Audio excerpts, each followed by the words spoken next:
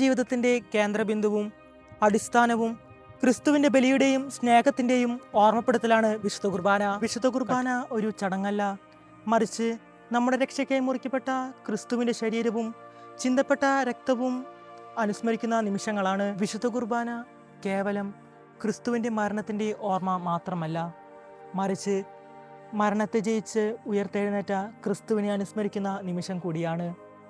വിശുദ്ധ ഗ്രന്ഥത്തിൽ യേശു ഇപ്രകാരം പറയുന്നുണ്ട്: എൻ്റെ മാംസം ഭക്ഷിക്കുകയും എൻ്റെ രക്തം പാനം ചെയ്യുകയും ചെയ്യുന്നവന് നിത്യജീവനുണ്ട്.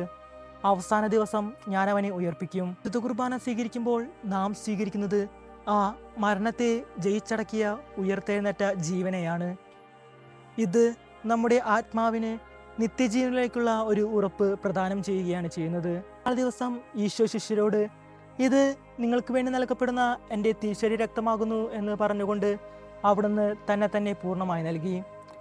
വിശുദ്ധ കുർബാനയിൽ പങ്കുകൊള്ളുന്ന നാം ഓരോരുത്തരും മറ്റുള്ളവർക്ക് വേണ്ടി മുറിക്കപ്പെടാനും പങ്കുവെക്കപ്പെടാനും വിളിക്കപ്പെട്ടവരാണ്. നമ്മുടെ ഉപവാസവും ത്യാഗവും അർത്ഥപൂർണമാകുന്നത് അവ ക്രിസ്തുവിനോട് ചേർത്ത് ക്രിസ്തു അർപ്പിക്കുന്ന ബലിയായ വിശുദ്ധ കുർബാനയിൽ പൂർണ്ണമായി സമർപ്പിക്കുമ്പോഴാണ്. ശരീരത്തിന് ഭക്ഷണം എപ്രകാരമാണോ, ആത്മാവിന് ഉള്ള ഭക്ഷണമാണ് വിശുദ്ധ കുർബാന. നമുക്ക് ജീവിതത്തിൽ ഉണ്ടാകുന്ന എല്ലാ പ്രലോഭനങ്ങളെയും പ്രതിസന്ധികളെയും അതിജീവിക്കാൻ വിശുദ്ധ കുർബാനയിൽ ലഭിക്കുന്ന കൃപ നമ്മെ സഹായിക്കുന്നു.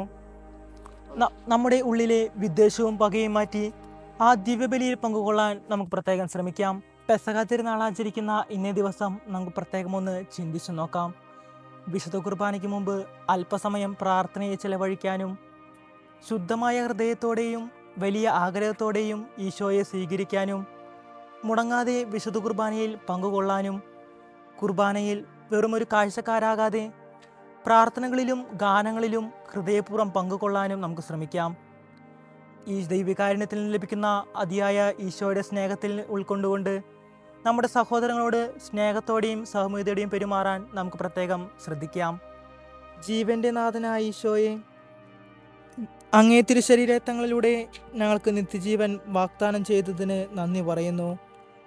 അങ്ങേ തിരുശരീരങ്ങൾ സ്വീകരിക്കുമ്പോൾ എൻ്റെ ആത്മാവിന് പുതുജീവൻ നൽകണമേ.